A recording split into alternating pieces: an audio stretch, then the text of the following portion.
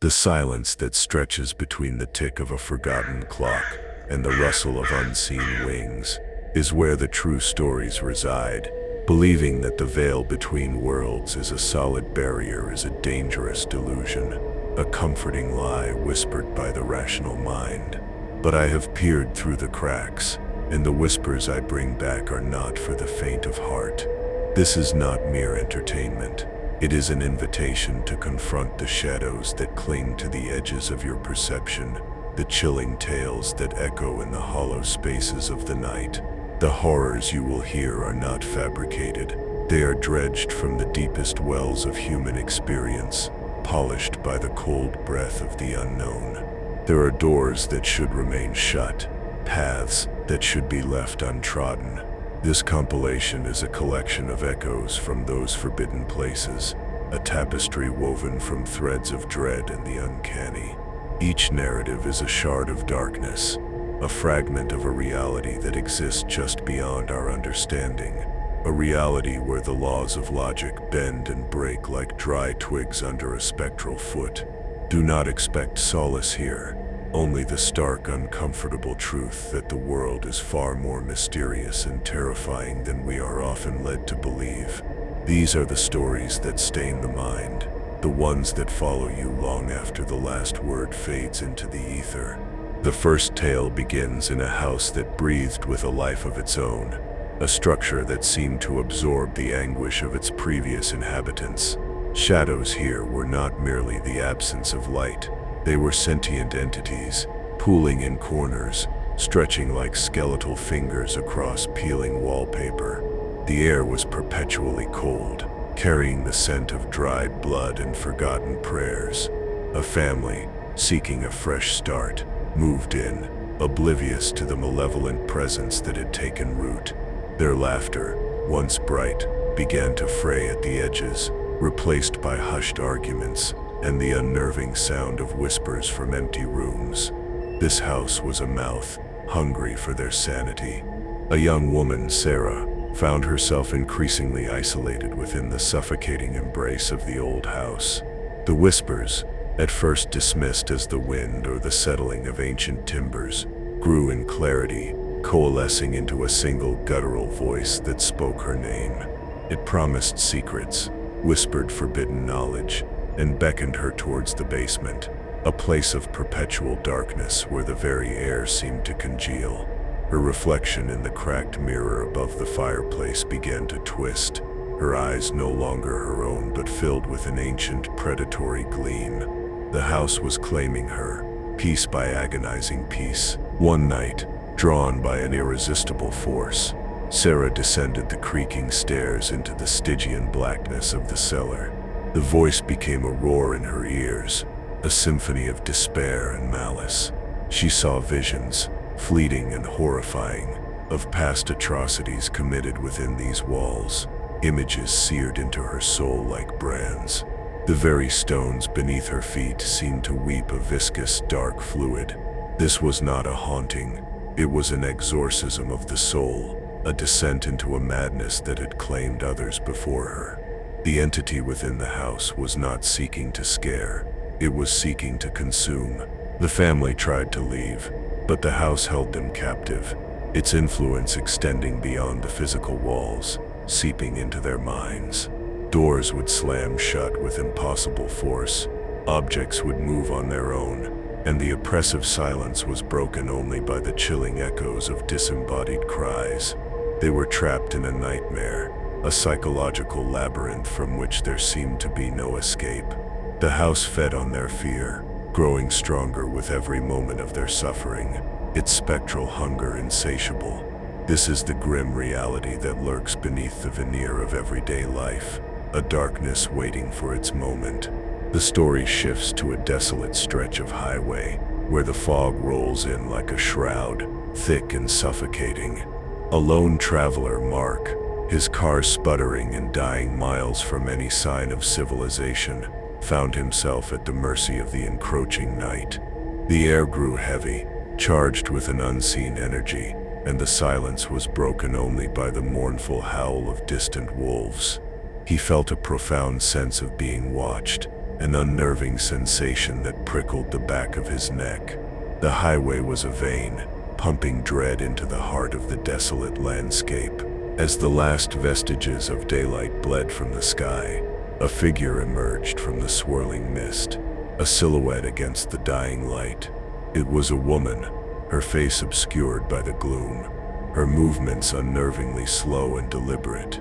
She carried no lantern, yet her presence seemed to illuminate the oppressive darkness around her. Mark, despite his growing unease, felt compelled to approach, a morbid curiosity overriding his instinct for self-preservation. This was the allure of the forbidden, the siren song of the unknown drawing him in. She spoke in a voice like dry leaves skittering across a tombstone, her words laced with an ancient sorrow. She warned him of the road ahead, of the entities that roamed these desolate plains, feeding on lost souls. She spoke of a crossing, a point of no return, where the veil thinned and the other side bled through.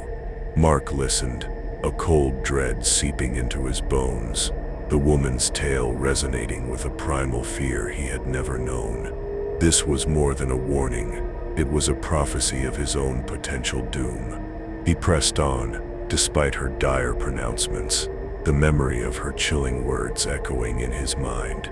The fog thickened, swallowing the road, the world reduced to a claustrophobic bubble of swirling gray. The car's engine, which had sputtered back to life, now coughed and died again, leaving him stranded in the suffocating embrace of the mist. He felt a palpable shift in the atmosphere, a malevolent presence drawing near, the air growing colder than any natural chill. He was no longer alone on this desolate road. Suddenly, the mist swirled violently, revealing not one, but many figures, indistinct and wavering, their forms barely solid. They moved with an unnatural gait, their eyes like embers in the gloom. Mark understood then. The woman was a harbinger, a spectral guide warning him of the true inhabitants of this cursed stretch of asphalt. He was in their hunting ground, a trespasser on a spectral feast, and the darkness was closing in. The road itself seemed to writhe, a living entity intent on ensnaring him. The whispers intensified, not from a single source, but from the very air around him, a cacophony of despair and hunger. He fumbled for his keys, his hands trembling uncontrollably, the car a fragile sanctuary against the encroaching dread. He could feel their spectral touch, cold and insubstantial, brushing against his skin. This was the edge of reality, where the tangible world frayed, and the unseen forces of the cosmos asserted their dominion. He was an offering to the void. The narrative shifts to a remote village, nestled deep within a valley perpetually shrouded in mist and ancient folklore. The villagers spoke in hushed tones of a pact made generations ago, a covenant with entities that dwelled in the surrounding gnarled forest. The forest was a living entity, its trees twisted like tormented souls, its shadows teeming with unseen watchers.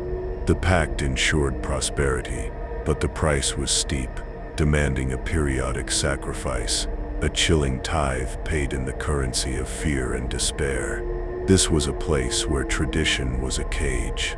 A young boy, Elias, was chosen for the next sacrifice.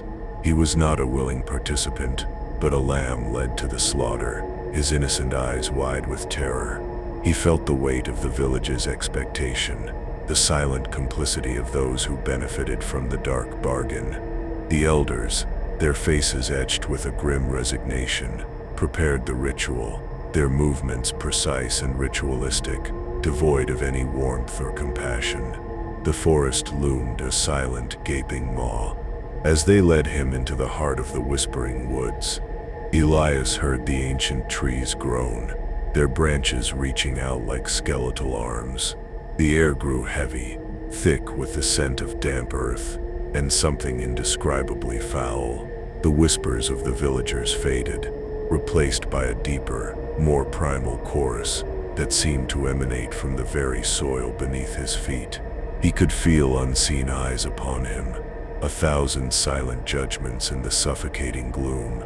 This was the threshold of the abyss. The ritual began, not with fire and brimstone, but with a profound silence, a moment of terrifying anticipation. The elders chanted in a language older than memory, their voices thin and reedy against the oppressive stillness. Elias felt a cold dread wash over him, a sense of being utterly exposed, his soul laid bare before an unseen cosmic jury. He was an insignificant speck in the face of an ancient insatiable hunger, a sacrifice to appease an indifferent darkness. Suddenly, the ground beneath them began to tremble, and the trees around them seemed to writhe.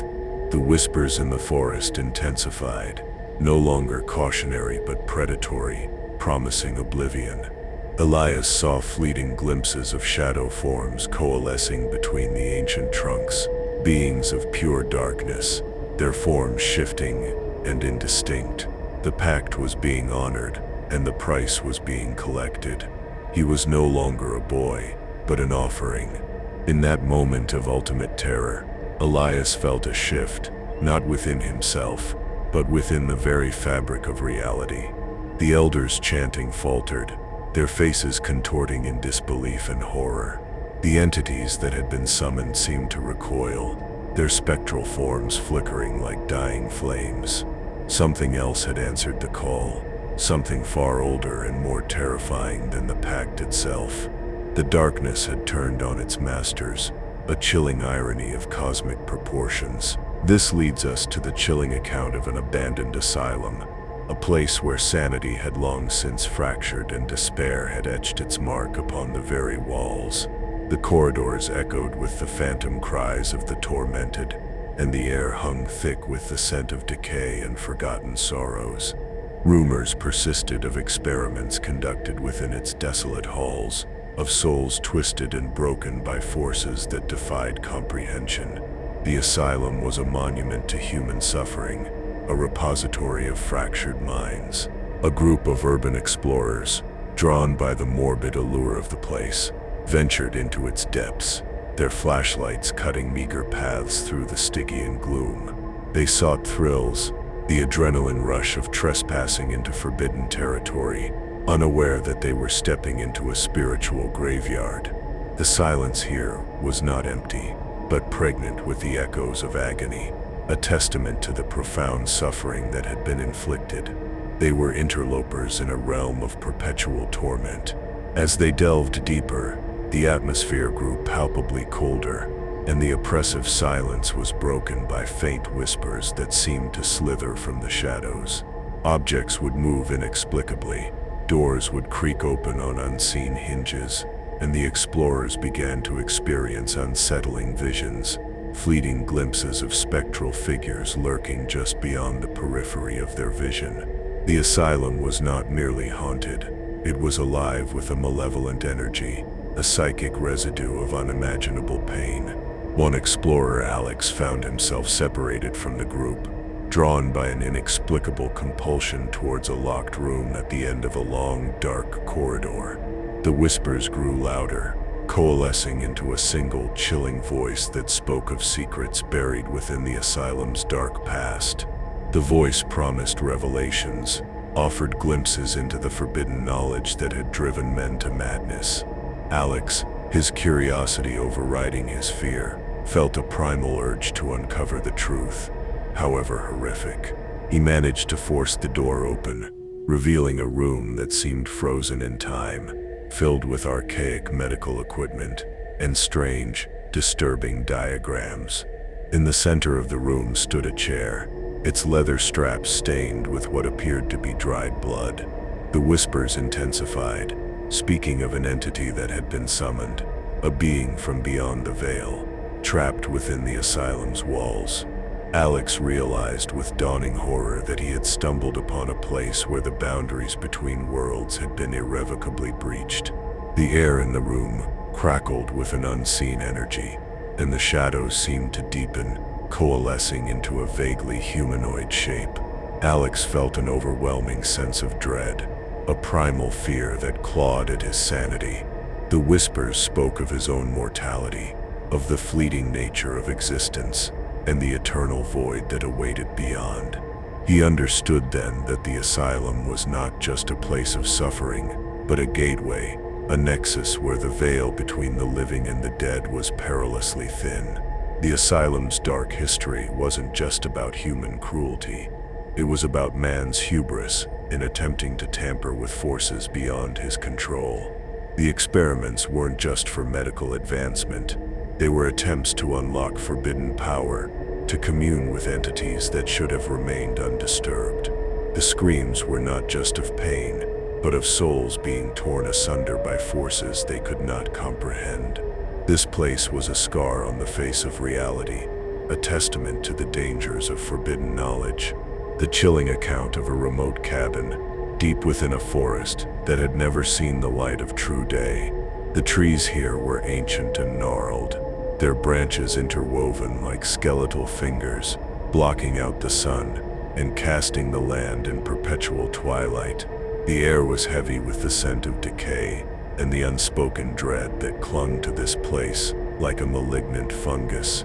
Local legends spoke of a malevolent presence within the woods, an entity that fed on isolation and despair. The cabin was a trap, set by the very forest itself. A writer, seeking solitude to finish his novel, rented the isolated cabin, yearning for a peaceful retreat from the clamor of the city. He found himself drawn to the profound stillness of the woods, the unnerving quiet that seemed to swallow all sound. However, the silence was not peaceful. It was a suffocating blanket, punctuated by the occasional snap of a twig or the rustle of unseen movement just beyond the edge of his vision. The solitude he craved was becoming a suffocating cage. As days turned into weeks, the writer found himself increasingly disturbed by the unnerving occurrences within the cabin. Doors would inexplicably open and close. Objects would be found in different places than where he had left them, and he began to hear faint whispers, like dry leaves skittering across a tombstone, seeming to emanate from the empty rooms. He started to doubt his own sanity, the isolation of the woods preying on his mind, blurring the lines between reality and imagination. This wasn't writer's block, it was a psychological siege. His manuscript, once a source of creative energy, began to take on a darker, more disturbing tone, mirroring the unsettling atmosphere of his surroundings. The characters within his story started to reflect his own growing paranoia, their dialogues filled with fear and suspicion. He found himself writing about the forest, imbuing it with a life of its own, a malevolent sentience that watched his every move. The cabin was a crucible, forging his nightmares into prose. One night, during a violent storm that shook the cabin to its foundations, the writer saw it, a fleeting glimpse of a shadowy figure standing just outside his window, its form indistinct, its presence radiating an icy malevolence.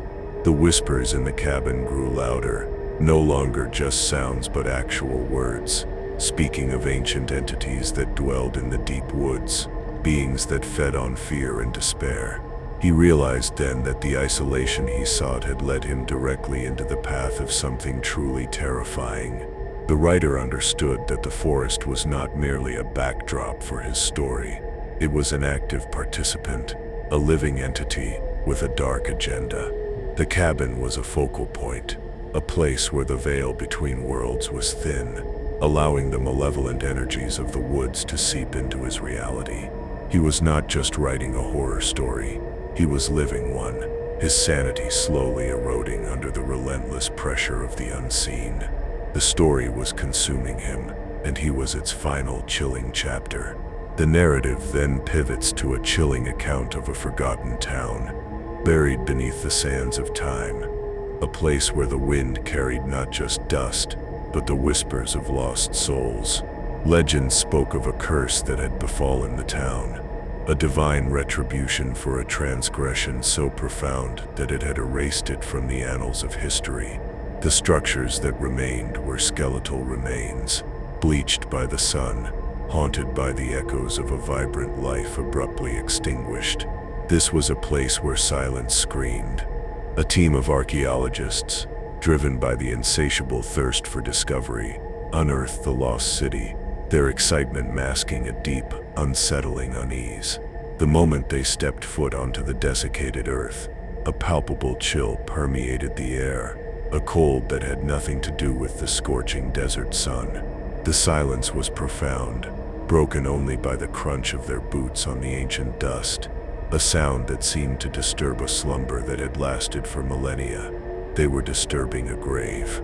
As they began their excavations, the archaeologists unearthed artifacts that spoke of a civilization obsessed with dark rituals and forbidden knowledge. Strange symbols adorned the walls of the crumbling structures, symbols that seemed to pulse with a latent, malevolent energy. The workers reported unsettling experiences, shadows that moved of their own accord, disembodied voices that whispered their names on the wind, and the persistent feeling of being watched by unseen eyes. The city was not dead, it was merely dormant, its spectral inhabitants stirring.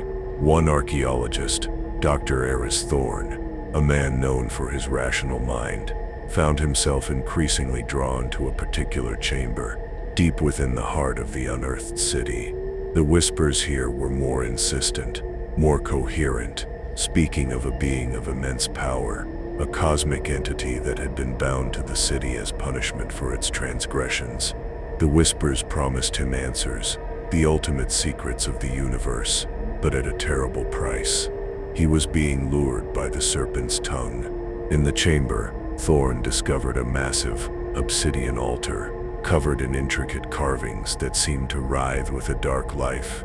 As he reached out to touch the altar, the whispers crescendoed into a deafening roar, and the air crackled with an unearthly energy. The shadows in the chamber deepened, coalescing into a form that defied description, a being of pure darkness and cosmic horror. Thorne realized with chilling certainty that the curse was not a punishment, it was a prison, and he had just unlocked the cage. The city was not simply abandoned, it was entombed, a living mausoleum designed to contain a cosmic abomination. The transgressions of its people were not merely moral failings, they were acts of hubris, attempts to harness powers that should have remained forever beyond mortal reach. The curse was a cosmic containment field, and Thorne, in his pursuit of knowledge, had become the key that unleashed the prisoner. He had traded his sanity for a glimpse of true, mind-shattering horror. Consider the chilling legend of the Whispering Woods, a place where the trees themselves seemed to possess a malevolent consciousness, their branches like skeletal fingers reaching out to ensnare the unwary. This forest was a labyrinth of perpetual twilight, where the sun never fully broke through the dense canopy, and the air hung heavy with the scent of damp earth and something ancient and foul. Those who ventured too deep never returned, their screams swallowed by the suffocating silence, their stories becoming cautionary tales whispered in hushed tones. The forest was a devourer of souls. A group of hikers, seeking adventure and bragging rights, decided to test the legends of the Whispering Woods, their bravado a thin shield against the palpable sense of dread that permeated the air from the moment they crossed the invisible threshold. The usual sounds of the forest, the chirping of birds, the rustle of small animals, were absent, replaced by an unnerving stillness, a silence that felt alive, watchful. The trees seemed to lean in, their gnarled forms like ancient judgmental eyes. As they journeyed deeper, the familiar marked trails vanished, replaced by a bewildering maze of identical trees. Disorientation set in, and the hikers began to hear faint whispers, like dry leaves skittering across a tombstone, seeming to emanate from all directions at once. The whispers spoke of their fears, their regrets, their deepest insecurities, preying on their minds, sowing seeds of paranoia and discord. The forest was not just a physical place, it was a psychological battlefield. One hiker, a young woman named Clara, found herself increasingly drawn to a particular clearing, bathed in an ethereal, sickly green light. The whispers here were more coherent, speaking of an ancient entity that resided within the woods, a being of immense power that fed on despair and madness. The entity promised her an escape from her earthly troubles, a release from her anxieties, if only she would embrace the darkness. The temptation was a venomous charm. The entity manifested not as a solid form, but as a swirling vortex of shadows, its presence radiating an ancient, chilling malevolence. Clara, her eyes wide with a mixture of terror and morbid fascination, felt an irresistible pull towards the vortex. The whispers of her companions, their pleas for her to turn back, were drowned out by the hypnotic allure of the entity's promises. She was stepping into a pact with the void, an exchange of her soul for a fleeting illusion of peace. The other hikers, witnessing Clara's descent into madness, tried to intervene, but the woods themselves seemed to conspire against them.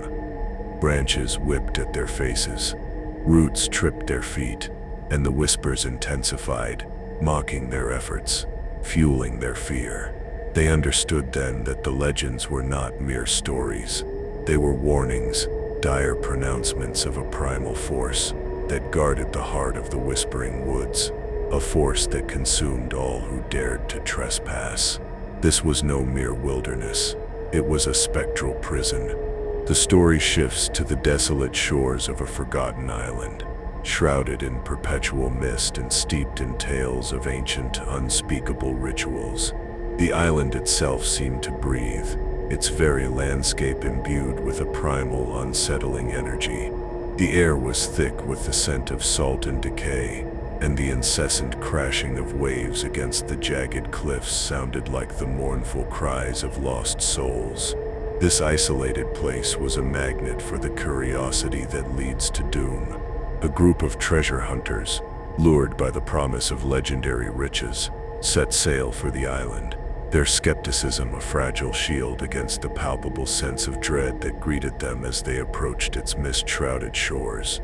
The moment their ship dropped anchor, an unnerving silence fell, the usual sounds of seabirds and marine life conspicuously absent. The island felt ancient, alive, and profoundly wrong. As they began their exploration, the treasure hunters stumbled upon crumbling ruins, remnants of a civilization that had worshipped entities of pure darkness.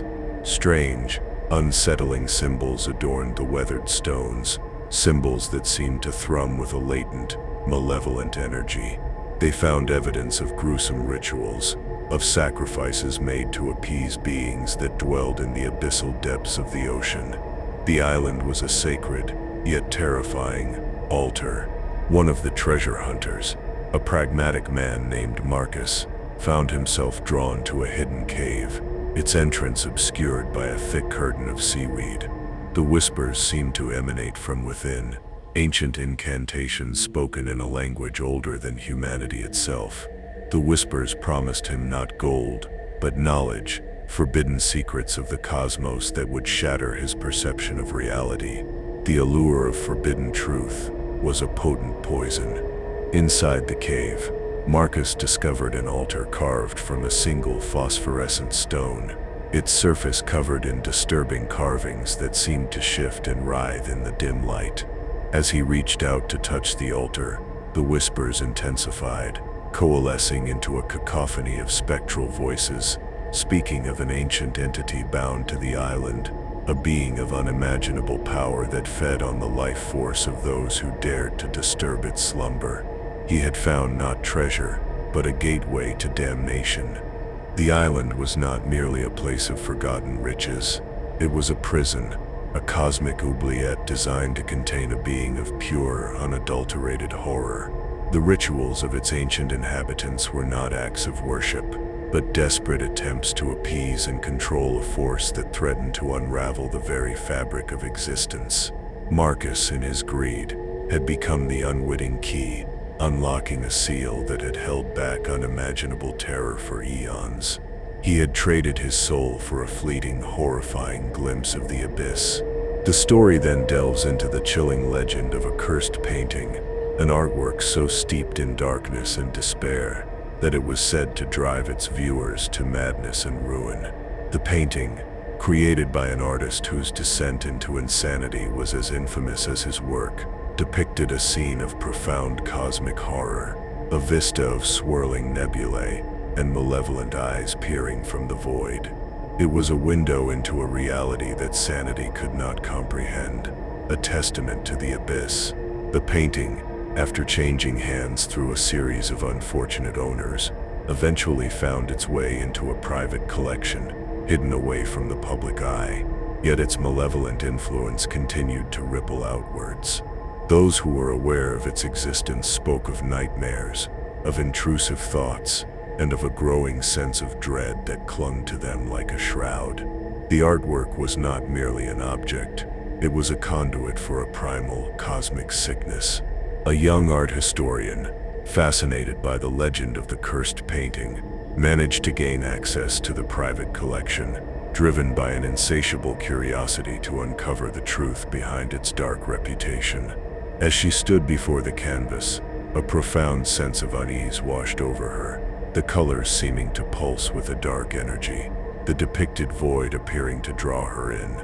The silence in the room was heavy, pregnant with unspoken dread. As she gazed deeper into the swirling chaos of the painting, the historian began to experience unsettling visions, glimpses of alien landscapes, of monstrous entities lurking just beyond the veil of perception, of a universe far more terrifying and indifferent than she had ever imagined. The painting was not a depiction of horror.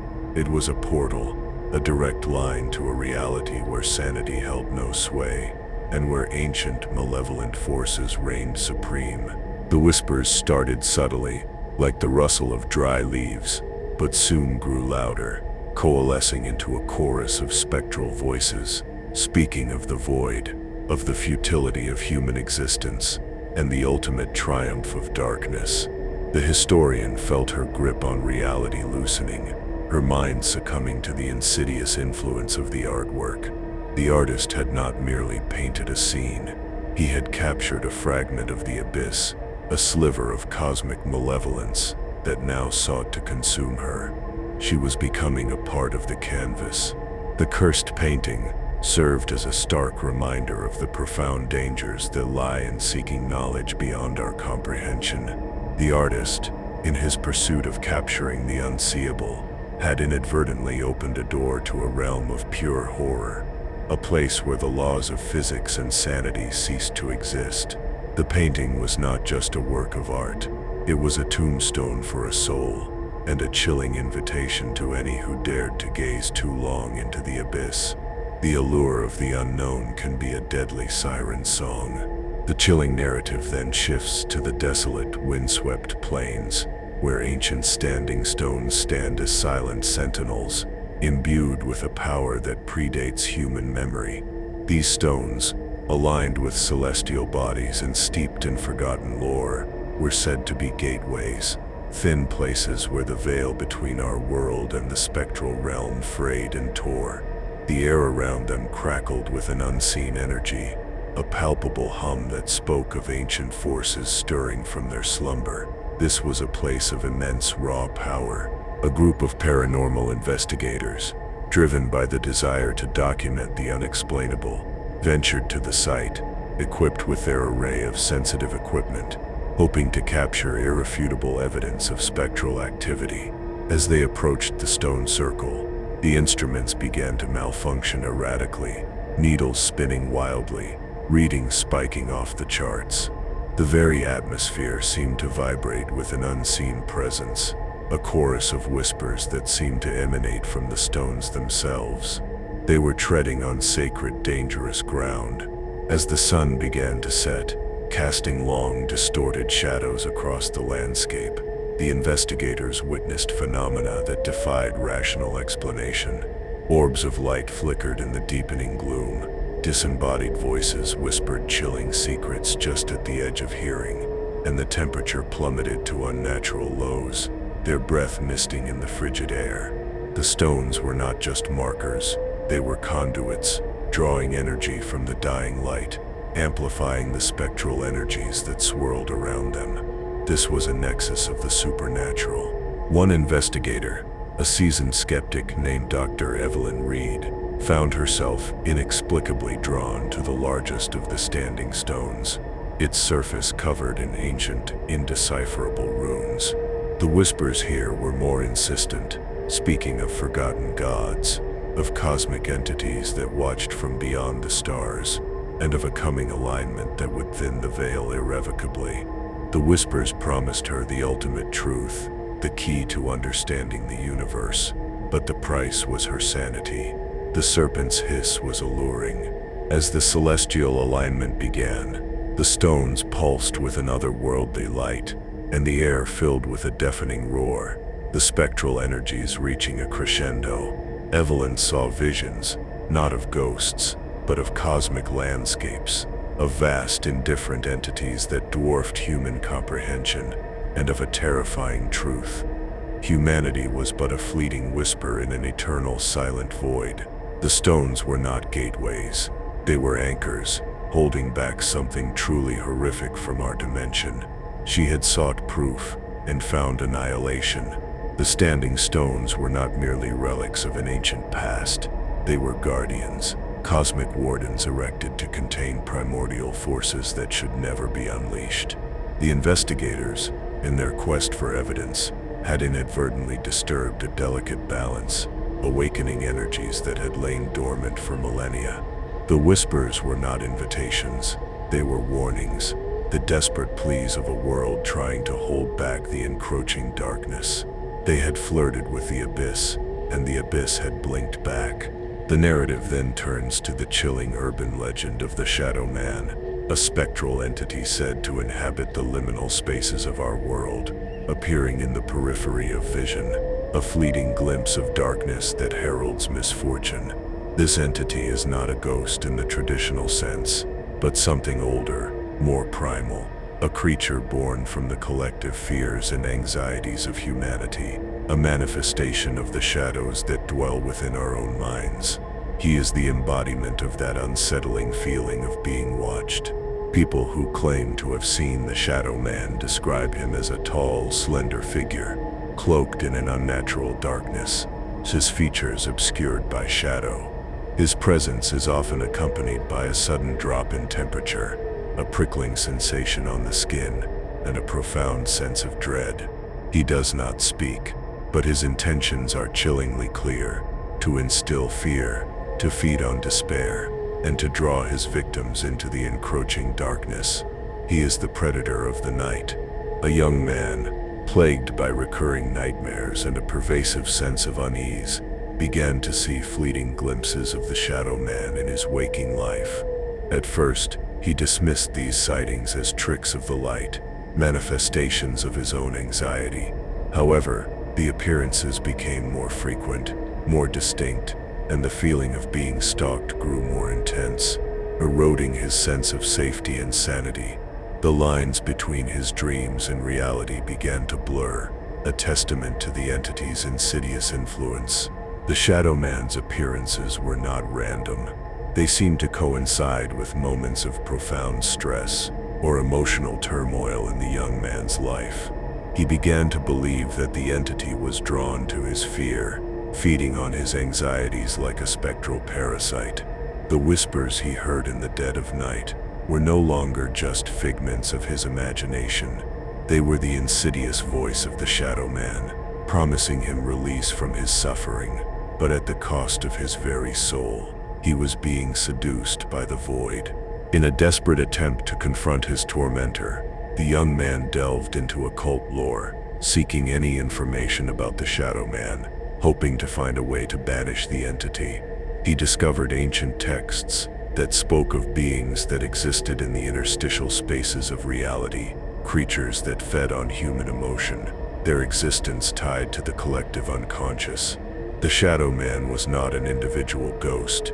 He was a manifestation of a primal cosmic force, a shadow cast by the very light of our existence.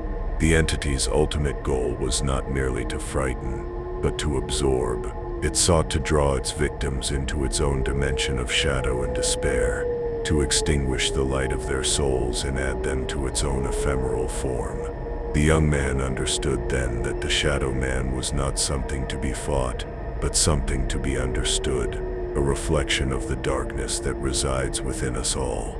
He was on the precipice of a terrifying revelation, a confrontation with his own inner abyss. The story then drifts to the chilling legend of the Midnight Man, a dangerous ritual game played by thrill seekers, a dare that plunges participants into a terrifying game of cat and mouse with a spectral entity. The game, whispered about in hushed tones online and in darkened rooms, involves a series of tasks performed in absolute darkness, with the ultimate goal of surviving until dawn. It is a test of courage, but also an invitation to a malevolent force. The rules are simple, yet terrifyingly complex. At midnight, the participant must knock 12 times on their front door, then light a candle and wait. A spectral entity, the Midnight Man, is said to appear, drawn by the ritual. The participant must then evade the entity within their own home, armed only with their wits and the flickering light of their candle. The entity, it is said, can inflict pain and madness, its touch leaving a chilling mark on the soul. This is no game. It is a pact. A group of teenagers, fueled by bravado and a desire to prove their fearlessness, decided to embark on the Midnight Man challenge, their skepticism a thin veneer over a deep-seated curiosity and a primal fear of the unknown. As midnight approached, a palpable tension filled the air, the silence broken only by the frantic pounding of their own hearts. The house, once a familiar sanctuary, now felt like a vast alien landscape, its shadows filled with imagined threats. As the 12th knock echoed through the house, a profound silence fell, more unnerving than any sound. The candle flickered, casting dancing shadows that seemed to writhe and coalesce into fleeting humanoid shapes. A chilling cold swept through the room, and the scent of ozone, like that of an impending storm, filled the air. The entity had been summoned, its spectral presence a tangible weight in the suffocating darkness. They had opened a door they could not close. Panic set in as the teenagers began to hear faint whispers, disembodied voices that seemed to mock their fear, and the unnerving sound of footsteps moving just beyond the periphery of their vision. The candle's light seemed to dim, its meager flame struggling against the encroaching darkness.